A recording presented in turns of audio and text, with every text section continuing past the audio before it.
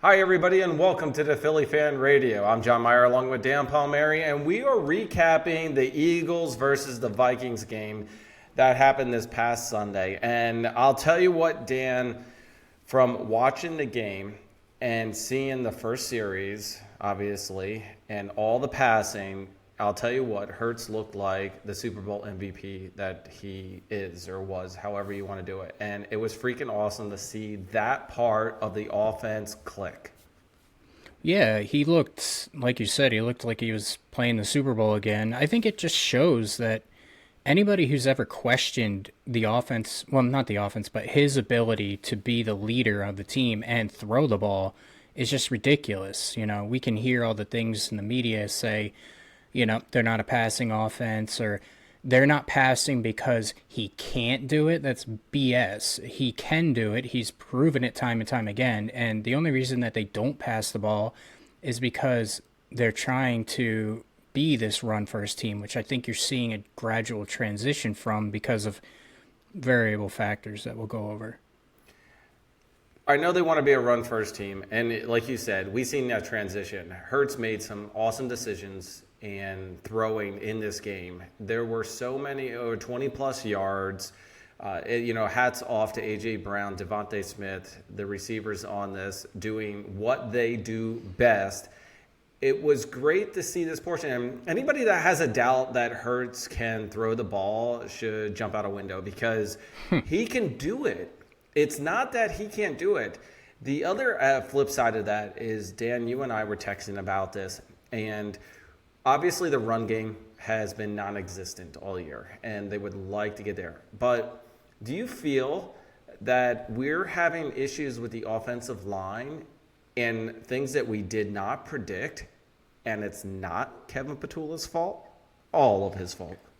I don't think it's all of his fault.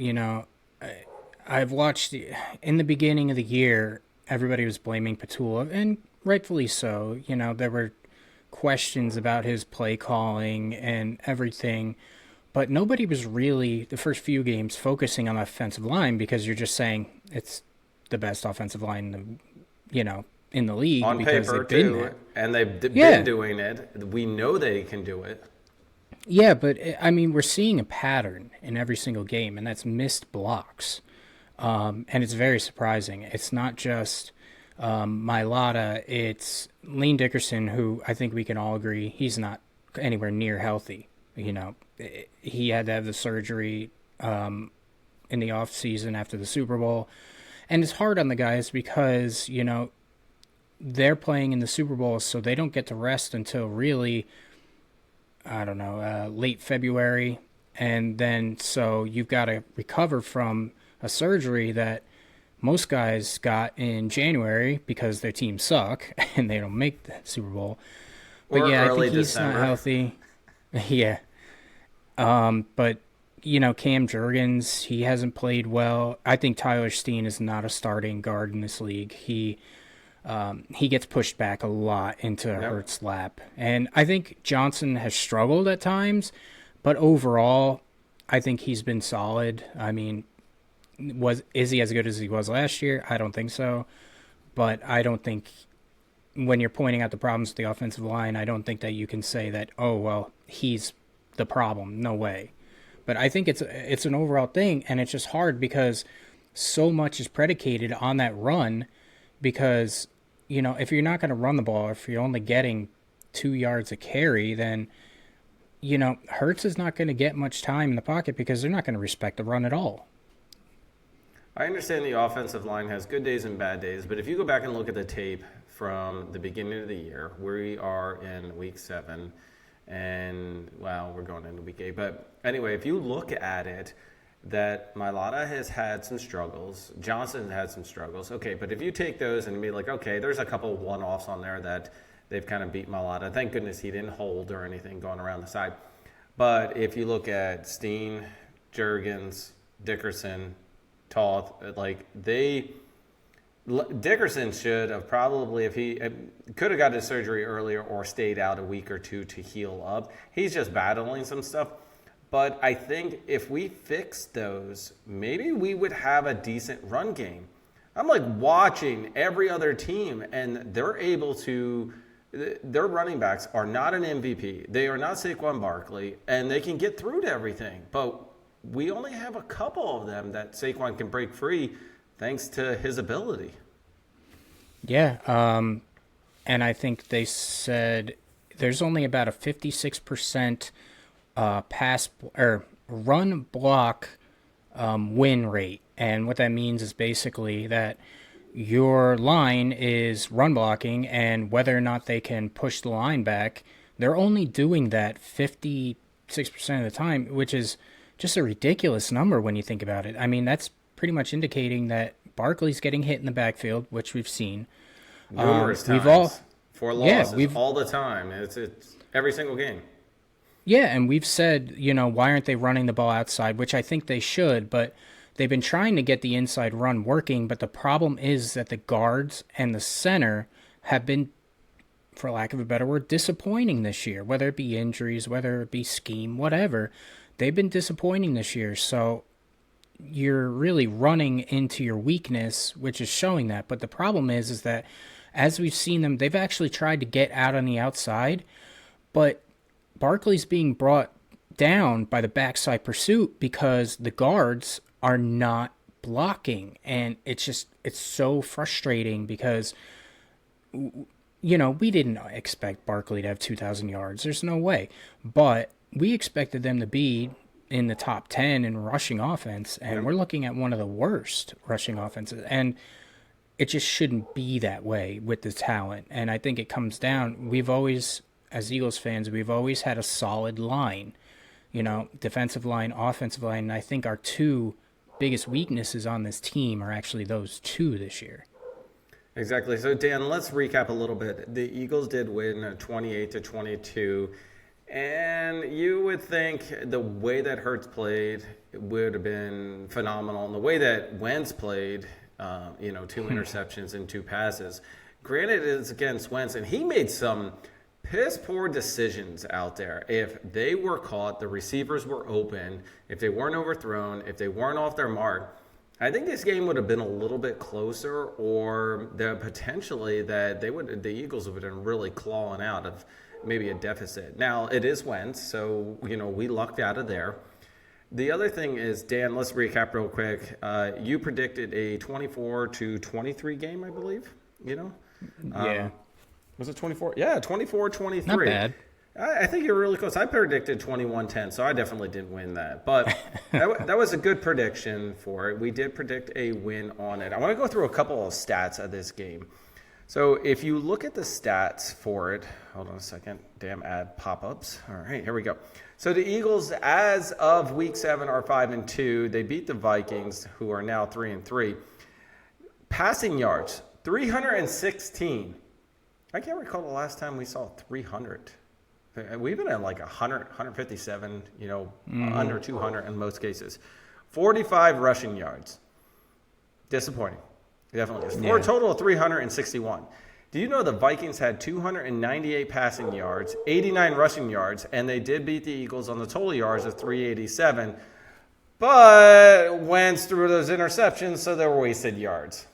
And, the Eagles also got a pick 6, so hats off to, obviously, the defense for, picking up on that. What was that, Jalen Hunt? That was Jalen Hunt, yeah. Yep. Dan, my question is there a resolution to the offensive line to get this running game going? Health. It's yeah, but really, is health going to do it? So you telling me that Landon Dickerson, if he was 100%, he'd be good? Or we would have a good offensive line?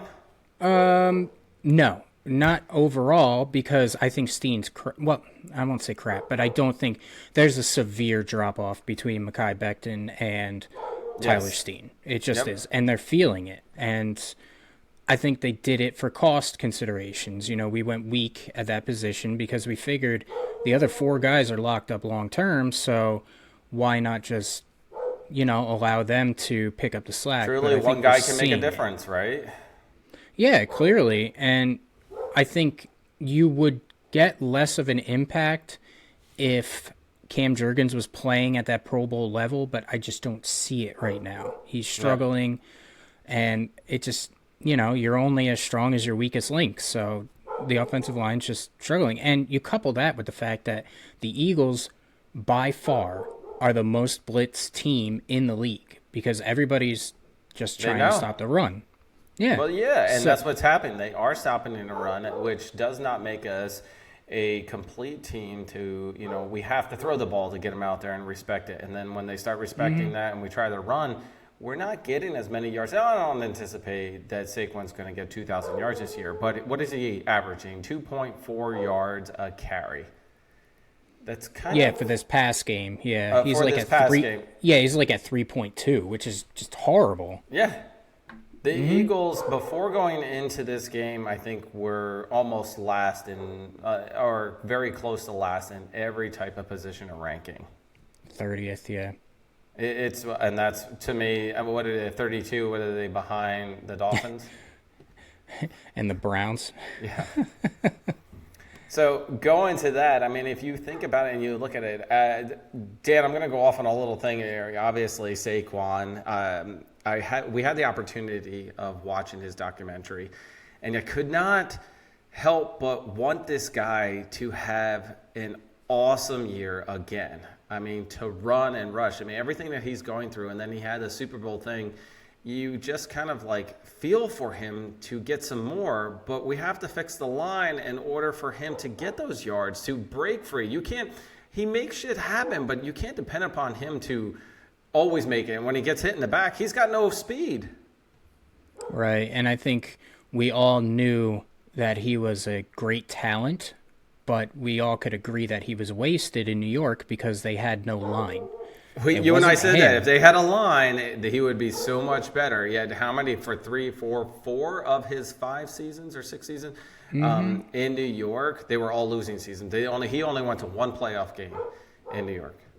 Yeah, and it was because of that line. And, he comes to the Eagles, and it's not a coincidence that he lights it up. But, again, he's getting closer line play to what he had in New York rather than what he had last year this year. So I don't care if you stick, friggin' Derrick Henry or LaDainian Tomlinson or, whatever top 5 historical running back you want. They're getting hit in the backfield. You're not getting traction. You're not getting carries. It's just, it doesn't matter. There's no way that you could stick anybody better behind this offensive line and run. And I'm going to say that's not possible because I still think Saquon's the best running back in the league.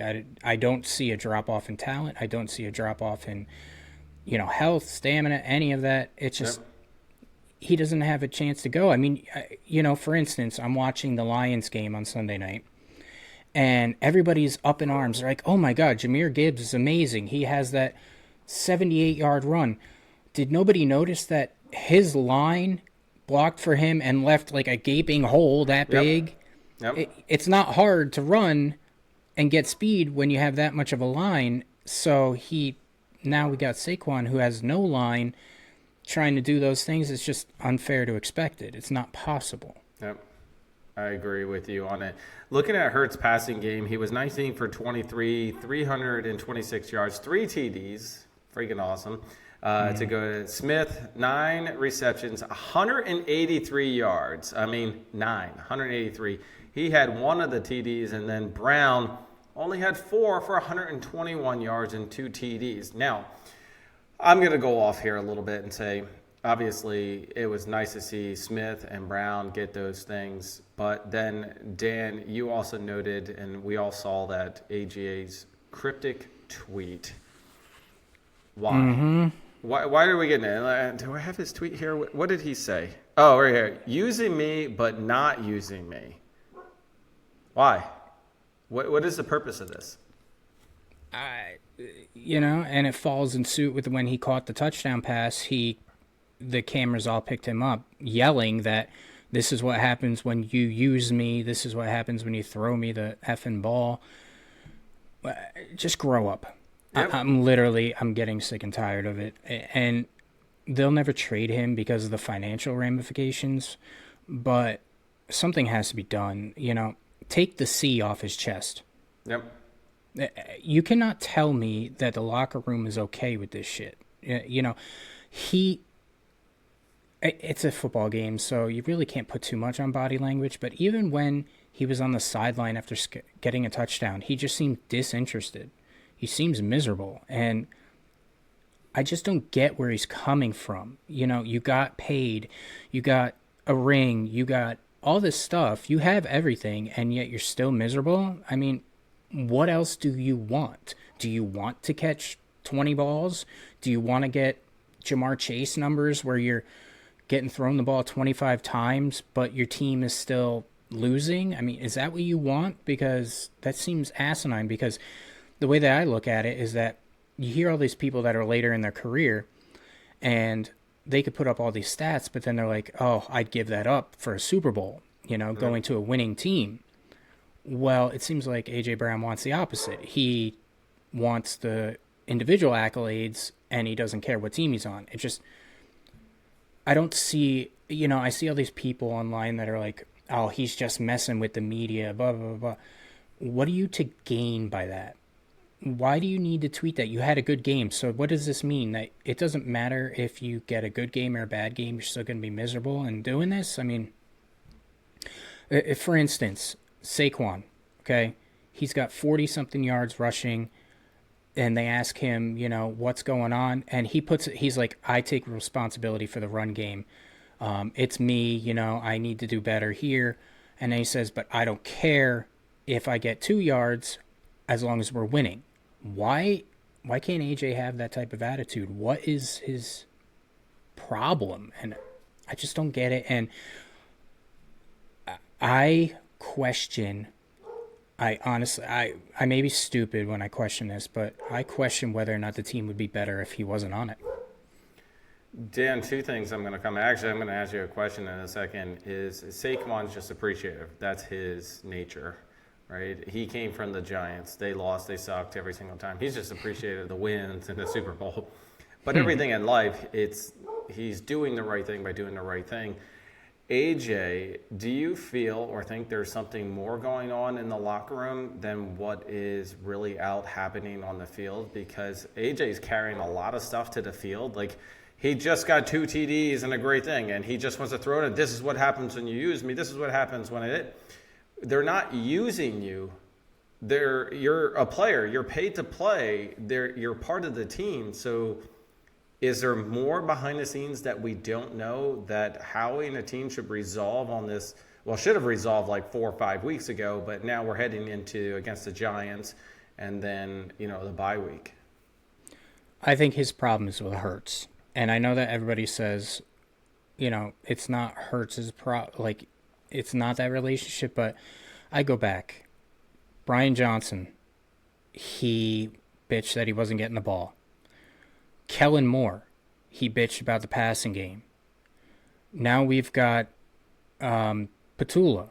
He's bitching about the passing game. And the only constant there is Jalen Hurts. So what else could the problem be? I mean, But you can't force a ball to a receiver. No, what you happens? can't. What happens is the same thing that Wentz did. His 2 passes went for interceptions, 1 for a pick 6. You're forcing the ball. There's going to be incompletes. There's going to be interceptions. Jalen's making the smart decisions on it. And I think AJ is a grown man who needs to man up and resolve things with it and stop with his tweets, because what he's really becoming is detrimental to the team at this point. And he's putting the focus on him, and the media is going to be talking about this rather than the upcoming game. And the Eagles are still looked at as an underdog because of these stupid issues. Yeah, it's a killer. Maybe we are blowing it out of proportion, meaning the fans. Maybe it really doesn't impact the locker room culture, but from the outside looking in, it looks like it affects it because he's miserable. And because, Jalen Hurts, God bless him, has to stand up there on his post-game interviews and his day after press conferences and get asked questions of this. He was asked about it. He's like, did Yeah. you see A.J. Brown's tweet? And he's like, yeah. And now it's actually straining not only the on the field, the working relationship, but probably behind the scenes relationship. And when AJ could resolve this man-to-man behind the scenes and not bring it out to light. So And the way that I look at it is that this is shit that you go through when you're a bad team. This is a Yep. 5-2 team. This is a division leader. This is a team that's tied. I think they're tied. They might be a half game behind the Packers, but this is a team that's tied for the best record in the conference. This is not a 1-6 team on the verge of implosion. Yep. This is just wrong time, and I don't. I can get understand if they were like 1-5 or something, and or 1-6, but they're not. They're 5-2. Dan, I'm going to switch gears a little bit. We talk about this every week, and yes, they won. There wasn't some huge plays. I mean, there was a lot of good. Who was the? Oh my God, why is he escaping me? Who was the number one receiver for the Vikings? Justin Jefferson. Well, Justin Jefferson was up there, but he was hitting. Addison. So Addison actually had. Who was guarding Addison? The second wide receiver is guarded by who? So that goes into my point and my question, Dan, is our defense and our corners that are out there really haven't changed. I mean, if you look at the stats, yes, the Eagles won. We won through the air, but it was 22 points for the Vikings, which means that our defense was not making it home. What did he get? 2 sacks? I think they got two sacks. Yeah. 2 sacks on them. But they still went. Addison was like wide open almost all the time. He was targeted 12 times, 9 receptions for 128 yards. You go back to that, that's Devontae Smith numbers. Yeah, nothing's changed. We have not seen improvement out of Ringo or Adoree Jackson. We have not seen anything really that give us confidence that we're going to be able to hold them. And I think the best part, the shocking thing to me was that if you look at the offense ran less than 50 plays in this game.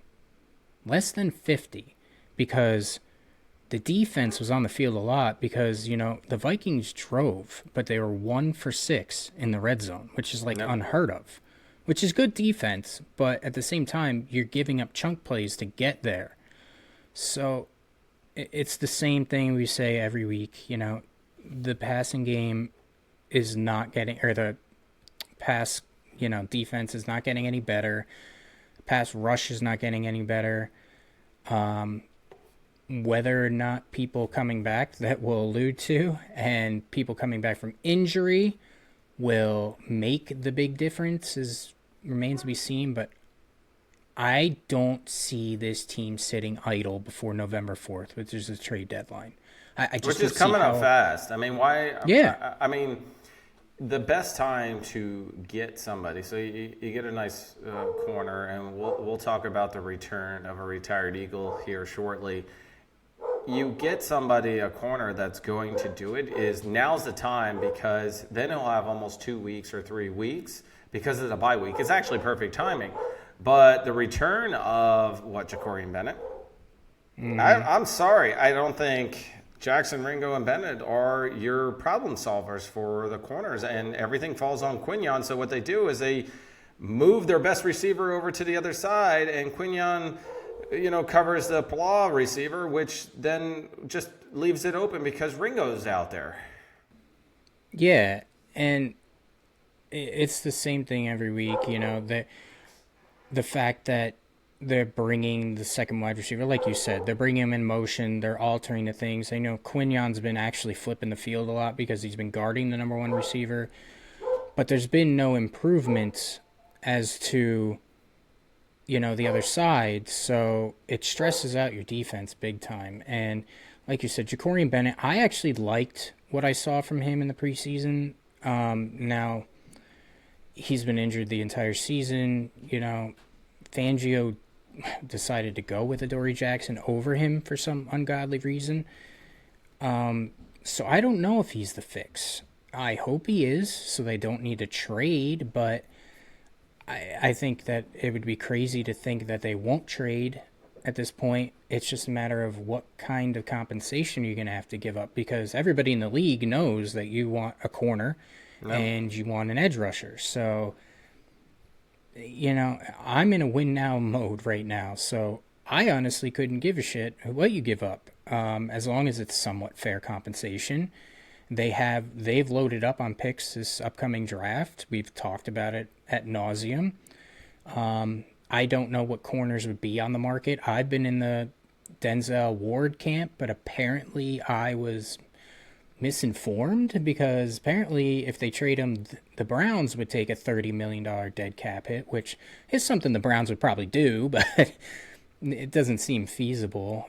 So I don't know who's going to be available, but AJ for Ward, and everybody trades the cost behind the scenes. Sorry, didn't mean to put that out there. Yeah.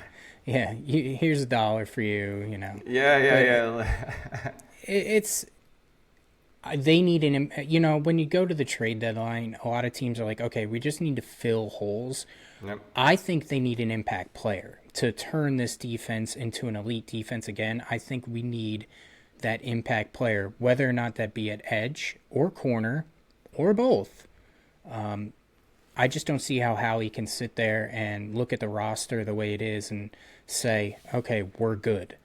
And I think the bye's coming at a perfect time, actually, because the best time to bring in a new guy would be to trade him on the week that you're on a bye, give him the playbook, let him digest it, and then you start practice the following week. So it could be a good thing. That could be what he's been waiting for. But let me put it this way, if they don't trade before the deadline, I'd be very surprised. Yeah, I think the best time to do it is actually now. Okay, so they're not going to do it now because they're coming into the Giants game, but literally Monday, Tuesday, make the trade. Like you said, give them the playbook and let them digest it for 2 weeks, or a week, and then get in and do some plays. Speaking of getting a player, BG has returned as an Eagle here for week 8, right? No, week 8 that we're going into. Mm-hmm. Dan, when I saw the thing, it was Sunday night, right after the game. He's like, just seeing how they were. What are your feelings of he's 37, right?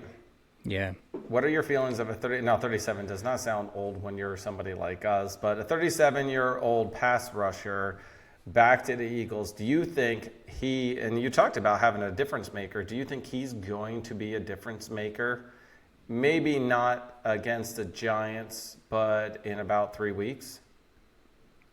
No. And I say that because I think we need to set reasonable expectations, and that is he's coming off an injury.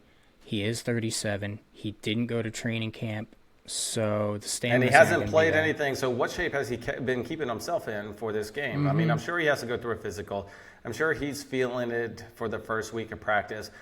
But, I mean, what's he going to play? Like 40% of the snaps, which is actually technically a lot if he can make some of those impacting plays. But It is.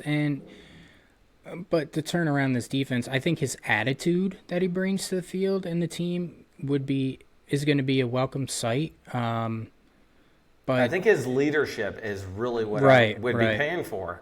His leadership to bring this defense together, and maybe, and I'm speaking huge hypothetical here, that maybe he could get Ringo and Jackson to, step it up a little bit. I'm just, hey, listen, or at least BG's going to make an impact that saves their ass. You can't teach talent, sir. I can teach work ethic, right? I mean, well, no, technically you can't. Well, you can. I mean, you want to get better. I guess the question is, first of all, BG, bringing him back is good because it saves Howie on the trade, right? So he doesn't have to make a trade or anything for this. I don't think BG was ready to retire. I think they're like, hey, listen, we're set and, blah, blah, blah. And they kind of made an agreement on it. Or he saw the need for it and he's like, man, I just got to return and help these guys out. And Howie's like, oh, thank God you're coming back. So. Yeah. I kind of felt like he was going to go off into the sunset. I think it was a good storybook ending for his career. But, I mean, good for him. If he wants to play, then great. He was one of our better players at the end of last year. So he's welcomed in, but we still need somebody because Nolan Smith was underwhelming even when he comes back. Jalen Hunt, other than the interception, you don't hear him at all. Josh Yep. Uche is like, who is this guy? They are getting good play from Jalen Carter, inconsistent, but they're getting good play from him.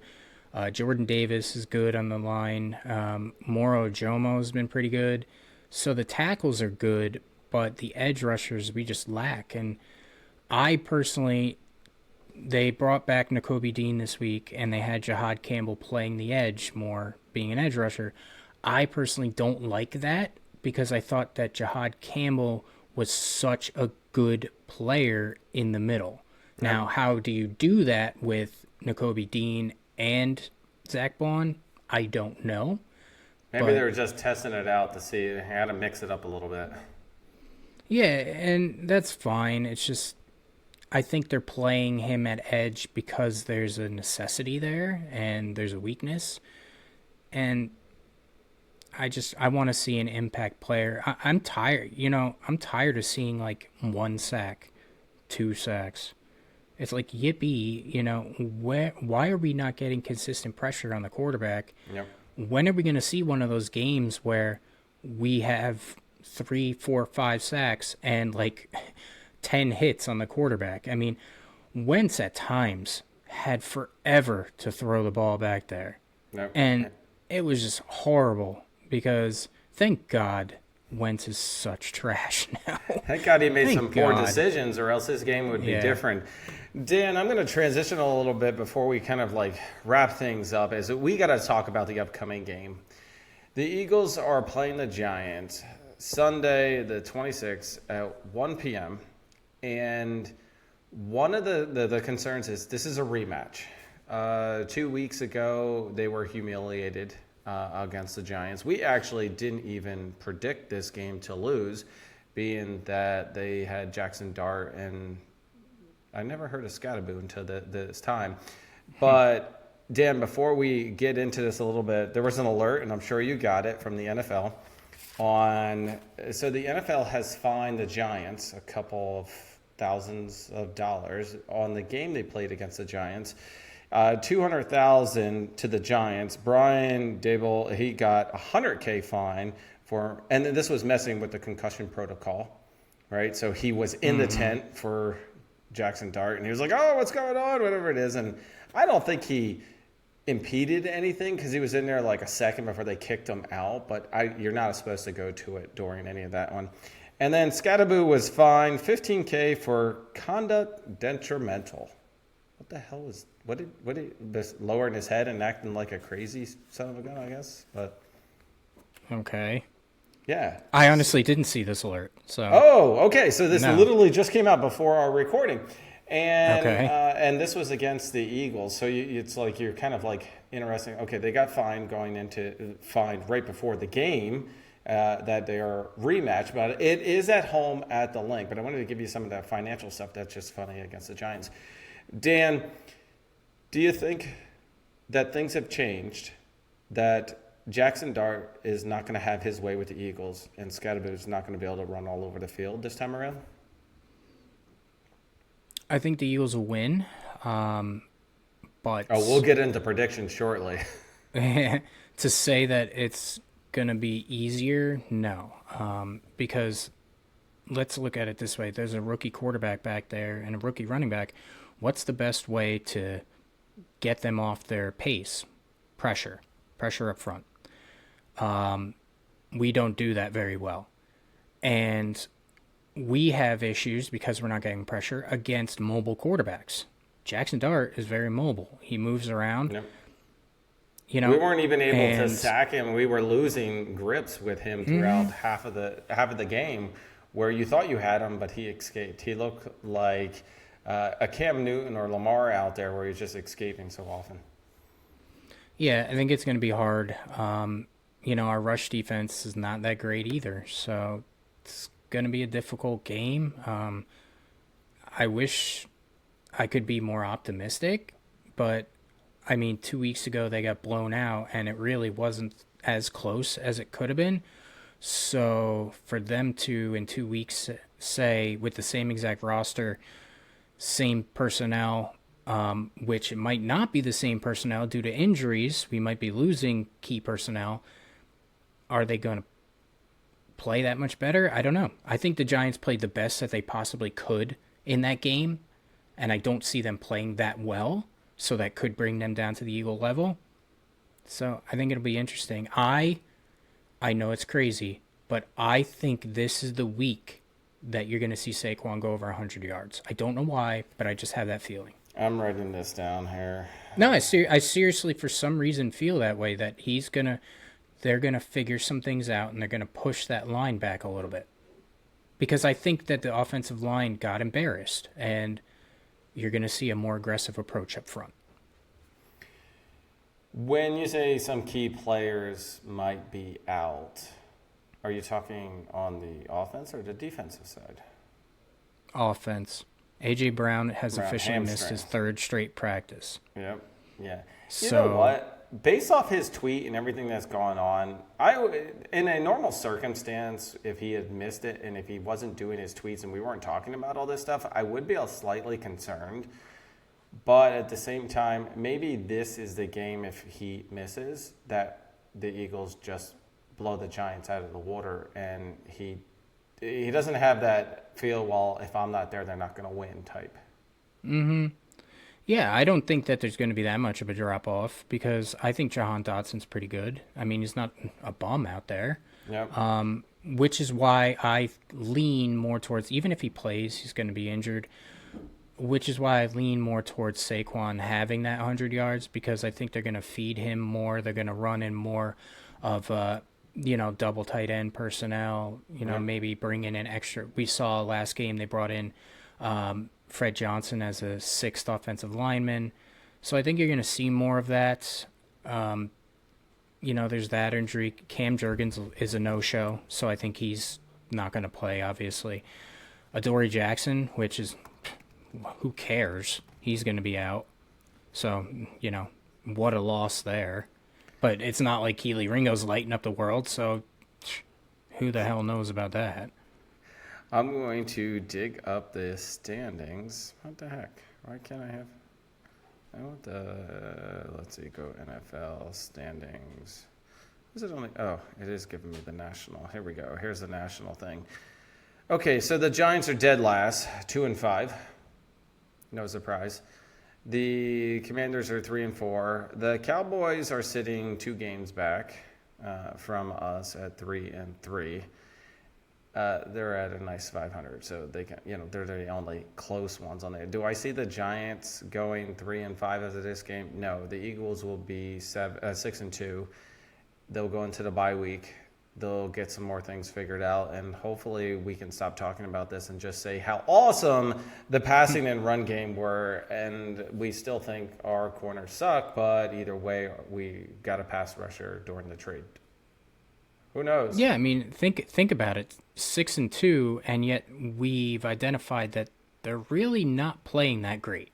So, and you can't sustain that. You can't go into a playoffs. You can't go into the thing and sustain that. You have to put up you have to be a threat. So the others are not. They're doing is blitzing, and they're just coming in. They're putting a lot of pressure on it for us to get the ball quick, and we can't even get a run game going. Yeah, and the schedule, we've had a hard schedule this year. We've beaten some legit teams, but the schedule doesn't get any easier. I mean, we come back from the bye, we're against the Packers. We've still got a lot of hard games to come, so it's not like we'll get a break on the field. So they're going to have to start clicking, and I think they'll use the bye wisely. I think they'll come out better, but a lot of it's going to depend on what they do in the trade deadline. And offensively, a lot of it's going to have to deal with whether or not A.J. Brown just gets in line and shuts the hell up. Even if he doesn't get in line and shut the hell up, okay, let's take A.J. out of the equation. I think for the bye week, there's 2 things that need to happen here. 3 things, but two are defense and 1 are offense. Get our offensive line going. Get them back to pristine. Whether you got to move people, sit people, doesn't matter what you got to do. You got to open up some stuff. I don't care if they do a swing pass out to Saquon. That shit works for me because he's very agile, but don't hold it forever because most of the time you're throwing it 5 yards behind the line and he's just getting sacked right away. You got to make those quick and make the decisions, or he's got to bump block and get out for whatever has happened. But we got to get our run game going. The other thing is on the defensive side is one, we got to get home. Our front four are not getting home. We got to figure out how we can get home on pass rusher, stuff with it to upset the timing of, like you said, a rookie quarterback, and that will cover our crappy corners. But if we're not getting there, we need better corners. So there's my assessment, and I think we've all been saying the same thing week in and week out, is this has been a concern, yet they are sitting 5-2.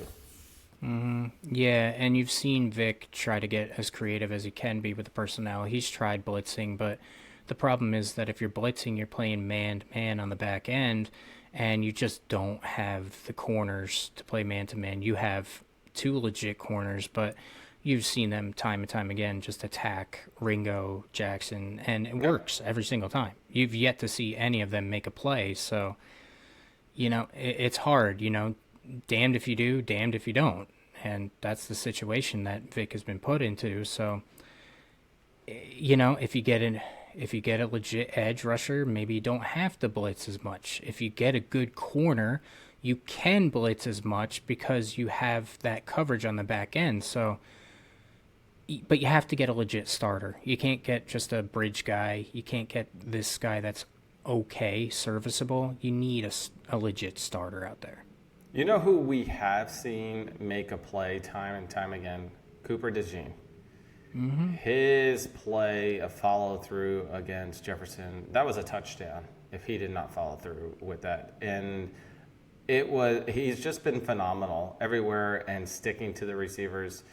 It's one of the things that's saving us a little bit more, but if we had a complete defense from pass rushers to corners, I think, and Vaughn, I don't think those guys, they'd still play at the caliber level. But I don't think you would rely that they have to make this play. Others would be stepping up. Yeah, I agree. Cooper has been fantastic. And you've seen him on base personnel actually play the outside. So he's not coming off the field. But the world we live in is a 3 wide receiver league. So, you're going to have him play the slot because that is where he's most effective, because if you play him on the outside, great, but then you're creating weakness on the inside.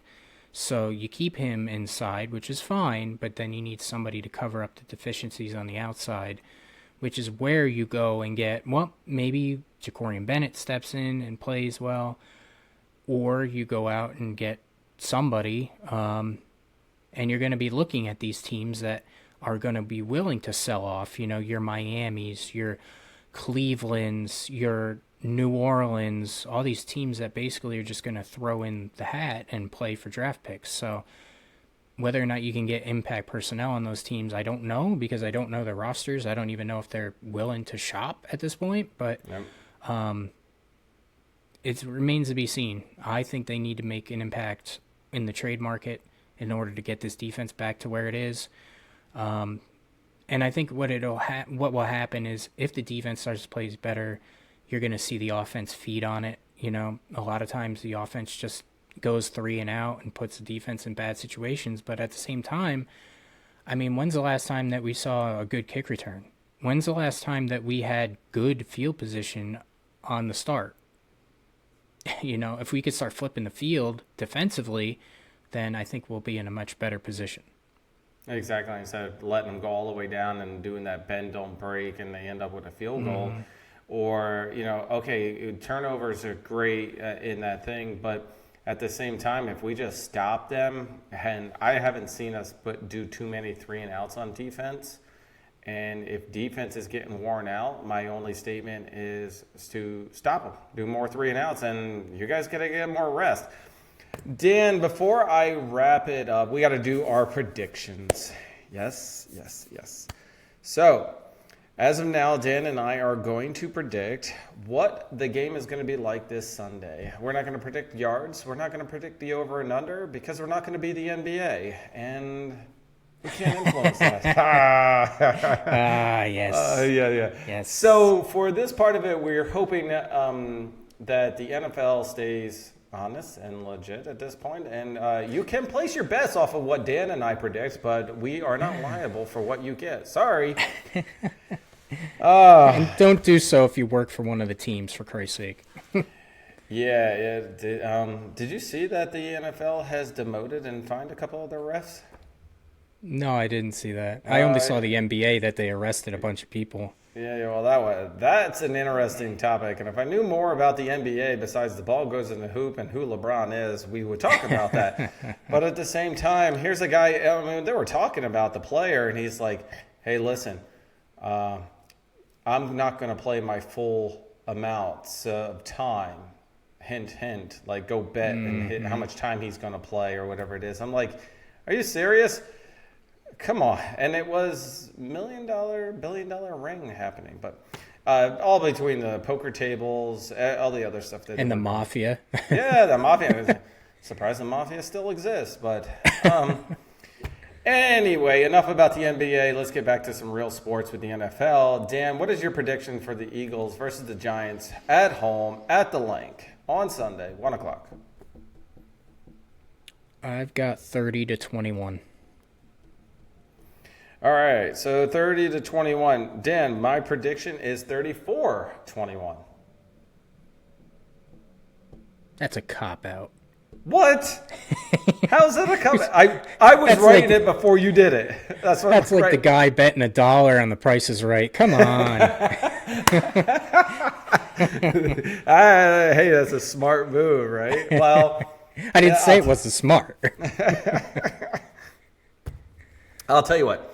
When we record No, next, just stick with it. Because I'm going to be exact. It's going to be 31-20. I'm telling you. Exact. Dan, when we record next, I will go first so you can bet your dollar.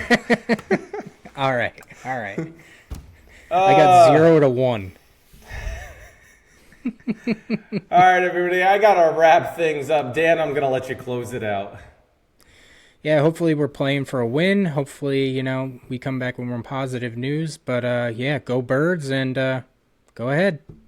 All right, everybody, go Birds. This has been the Philly Fan Radio. I'm John Meyer along with Dan Palmieri. And hopefully we're shouting E-A-G-L-E-S. Eagles! Birds? Yeah, Eagles. All right, everybody, we're out of here.